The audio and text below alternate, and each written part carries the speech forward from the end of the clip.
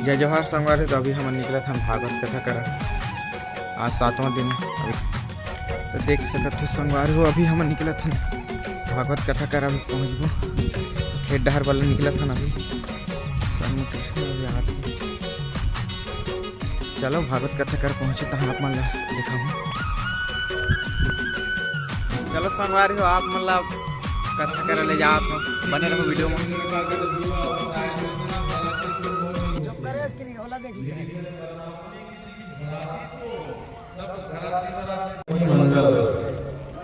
द्वारकाधीश आए और रुक्मिणी मैया जी को हरण करके ले गए। जैसे ले गए, ले जाने के बाद कुछ समय बाद भगवान श्री जी का प्रथम पुत्र प्रद्युम्न होते हैं।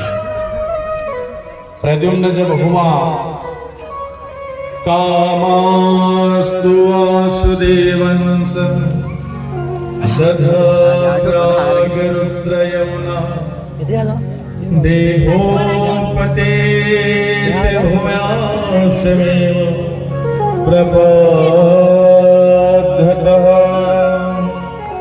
प्रथम पुत्र प्रद्युम्न का जन्म हुआ। जैसे प्रद्युम्न का जन्म हुआ, जन्म होने के बाद समनासुर क्या किया, बच्चे का हरण करके ले गए और जैसे बच्चा को हरण करके लेके समुद्र में फेंक दिए। और समुद्र में फेंक दिए, फेंकने के बाद वही प्रद्युम्न को मछुआरों ने पकड़ लिए और मछली निकल गई। मछली को पकड़ा गया और मछली के पेट को फाड़े तो वहां से एक सुंदर बालक निकला और वही बालक को समनासुर को सौंप दिया। जिन्होंने जिस बालक की हत्या करना चाहा, मेरे परमात्मा की लीला से उसी बच्चे का लालन पालन करने लगा। समनासुर प्रद्युम्न का लालन पालन करने लगा। लालन पालन करते करते प्रद्युम्न धीरे धीरे बड़े हो गए और बड़े होने के बाद वहां पे एक स्त्री थी। स्त्री एक दिन हाथ जोड़ के कहती है कि हे स्वामी, आप मेरे पतिदेव हो। तो प्रद्युम्न चकित हो गया, बोले मेरा शादी विवाह तो हुआ नहीं है तो मैं आपके पति कैसे। वह देवी कौन थी? वह देवी थी रति। रति देवी वीर कथा सुनाई और कहे कि स्वामी, आप मेरे पति कामदेव हैं। आप मेरे पति कौन हैं? कामदेव जानते हैं? हाँ। कामदेव। कामदेव आप मेरे पति हैं। कहे कि मैं कैसे आपके पति? कहने लगे, जब भोलेनाथ जी समाधि पे बैठे थे और समाधि पे बैठे हुए सोए हुए व्यक्ति को जगाना बड़ा झंझट की बात होती है। हम देवता जगाने का प्रयास किए, प्रयत्न किए, लेकिन भोलेनाथ जी नहीं जगे। तो कामदेव के पास कई ऐसे शस्त्र है, सम्मोहन, उच्चाटन, मारण, तारण, ये सब उनके पास शस्त्र है। सब शस्त्र जब कामदेव ने भगवान भोलेनाथ जी जब समाधि में बैठे थे शस्त्र चलाने का प्रयास किए, लेकिन कोई निष्फल हो गया, कोई काम नहीं बना। और जैसे काम नहीं बना तो अब के बार पुस्तक की अस्त्र छोड़े तो सीधे त्रिनेत्र पे भोलेनाथ जी के लग गए और त्रिनेत्र पे लगते ही भोलेनाथ जी का त्रिनेत्र खुल गया और कामदेव ही भस्म हो गया।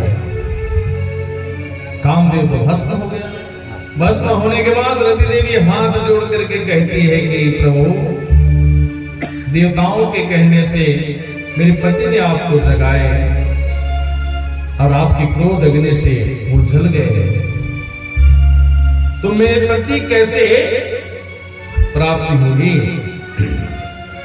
भोलेनाथ कहते हैं, कृष्ण तनय पति हो ही तोरा बचन अनाथ होई ना मोरा। भोले बाबा कहने लगे हिरदी, जब कृष्ण भगवान जी अवतार लेंगे तो प्रथम पुत्र प्रद्युम्न ही आपके पति कामदेव होगा। बचनो अनाथ हुई ना मोरा। और वही प्रद्युम्न